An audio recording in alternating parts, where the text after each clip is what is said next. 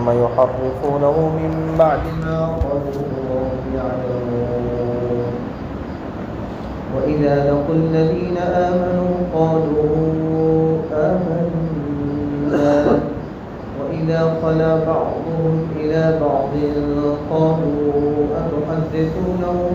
بما فتح الله عليكم ليحاجوكم به عند ربكم أفلا تعقلون أولا يعلمون أن الله يعلم ما يسرون وما يعلنون ومنهم أميون لا يعلمون الكتاب إلا أماني وإن هم إلا يظنون فويل للذين يكتبون الكتاب بأيديهم ثم يقولون هذا من عند الله ليشتروا به ثمنا قليلا فويل لهم مما كتبت أيديهم وويل لهم مما يكسبون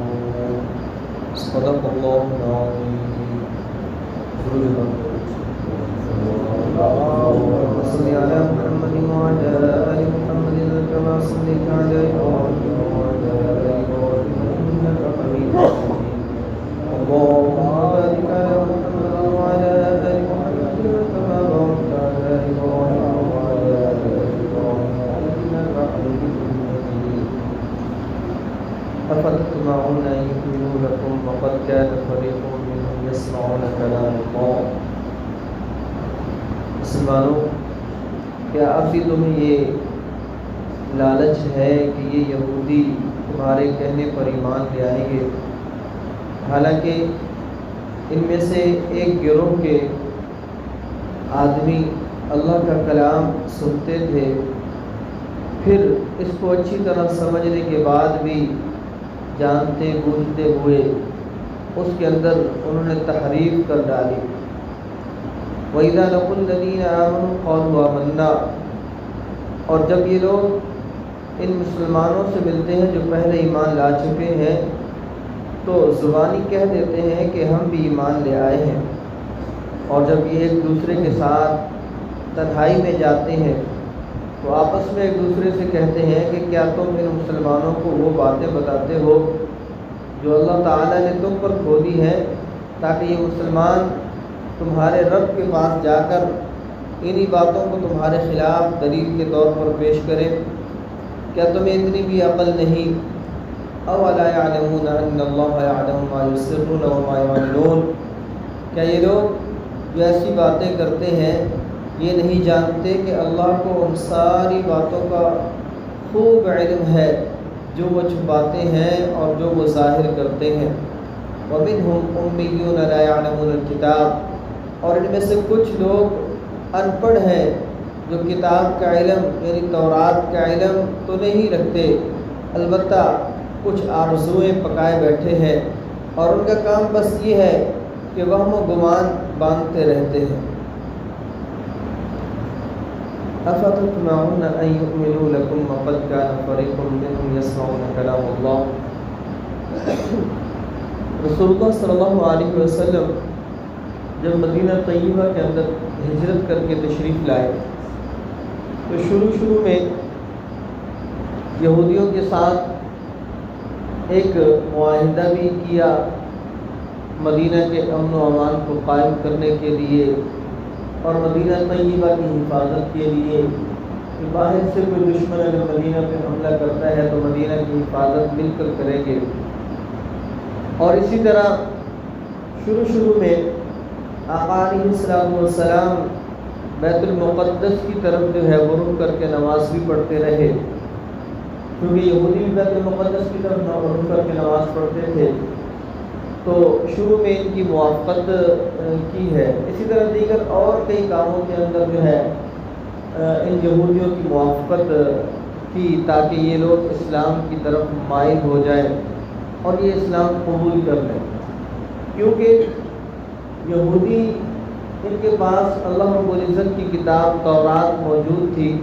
اگرچہ اس تورات کے اندر بھی کئی طرح کی تحریفات ان لوگوں نے کی تھی اور کئی چیزوں کو انہوں نے تبدیل کر دیا تھا، لیکن پھر بھی اس وقت جو کتاب تورات ان کے پاس موجود تھی اس کے اندر رسول اللہ صلی اللہ علیہ وسلم کا حلیہ مبارک، آپ کا مدینہ طیبہ کے اندر آنا اور آپ کے اصحاب کا تذکرہ موجود تھا۔ تو بہرحال آقا علیہ السلام ان کو دعوت دیتے رہے، اور مدینہ طیبہ کے اندر اس وقت یہودیوں کے 10 بڑے عالم موجود تھے، اور آقا علیہ السلام نے فرمایا کہ اگر یہ 10 عالم اگر اسلام قبول کر لیتے ہیں تو پھر یہودیت جو ہے وہ ختم ہو جائے گی اور سارا کا سارا اسلام آ جائے گا۔ لیکن یہ ایسے ہٹ درب اور ایسے ضدی تھے کہ ان 10 میں سے صرف عبداللہ بن سلام رضی اللہ تعالیٰ عنہ اس نے اسلام قبول کیا، اور باقی جتنے یہودی تھے وہ اپنی ضد پر قائم رہے اور اسی حالت کے اندر مردار ہوئے۔ اور عبداللہ بن سلام اس کا مقام جو ہے یہودیوں کے ہاں بہت بڑا تھا، یہ یہودی اس کو بہت بڑا اپنا عالم سمجھتے تھے، اور جب انہوں نے اسلام قبول کرنے کی بات کی تو رسول اللہ صلی اللہ علیہ وسلم کے پاس تشریف لائے اور آقا علیہ السلام سے فرمایا کہ میں اسلام قبول کرنا چاہتا ہوں۔ آقا علیہ السلام نے ان کی قوم یہودیوں سے پوچھا کہ عبداللہ بن سلام کے بارے میں تمہارا کیا خیال ہے، اگر وہ اسلام قبول کر لیں؟ تو انہوں نے کہا کہ عبداللہ بن سلام بہت اچھے آدمی ہیں، ان کا والد بھی بہت اچھا تھا، بہت اچھے قبیلے کے ہیں، بہت بڑے ہمارے عالم ہیں، بڑے قابل عزت ہیں، قابل احترام ہیں۔ اور عبداللہ بن سلام جو پردے کے پیچھے آقا علیہ السلام نے بٹھا دیا۔ تو ابھی یہودی ساری باتیں کر رہے ہیں اور ان کے جو ہے اوصاف بیان کر رہے ہیں، تعریفیں کر رہے ہیں۔ تو آقا علیہ السلام نے فرمایا کہ اگر وہ اسلام قبول کر لیں گے تو کیا اس کے اسلام قبول کرنے پر تم بھی اسلام قبول کر لو گے؟ تو یہودی کہنے کہ یہ نہیں ہو سکتا، عبداللہ بن سلام جیسا آدمی، اتنا پڑھا لکھا آدمی، وہ اپنا مذہب چھوڑ کے اسلام قبول کر لے، ایسا ہرگز نہیں ہوگا۔ تو اتنے میں عبداللہ بن سلام رضی اللہ تعالیٰ عنہ کلمہ شہادت پڑھتے ہوئے پردے سے باہر آئے، تو وہی یہودی جو ابھی عبداللہ بن سلام کی تعریفیں کر رہے تھے، ان کے والد کی تعریفیں کر رہے تھے، تو اب یہی کہنے لگے کہ عبداللہ بن سلام یہ تو یعنی کہ اس کی تنقیص کرنا شروع کر دی، یہ ایسا ہے، یہ ایسا ہے، یہ خود بھی ٹھیک نہیں، اس کا والد بھی ٹھیک نہیں، اس کا قبیلہ بھی، اور اس طرح کی جو ہے تنقیص کرنا عبداللہ بن سلام نے شروع کر دی۔ بہرحال یہ ایسی قوم، تو شروع میں چونکہ آقا علیہ السلام ان کی موافقت کرتے رہے، مسلمان بھی موافقت کرتے رہے، تو اللہ رب العزت نے آیت اتاری افتطمعون ان یؤمنوا لکم، کیا اب بھی تمہیں یہ امید ہے یا یہ تمہیں لالچ ہے کہ یہ یہودی تم پر ایمان لائیں گے، یہ یہودی اسلام کو قبول کریں گے؟ ایسا نہیں ہو سکتا، یہ بڑی ضدی قوم ہے۔ وقد کان فریق منهم یسمعون کلام اللہ، حالانکہ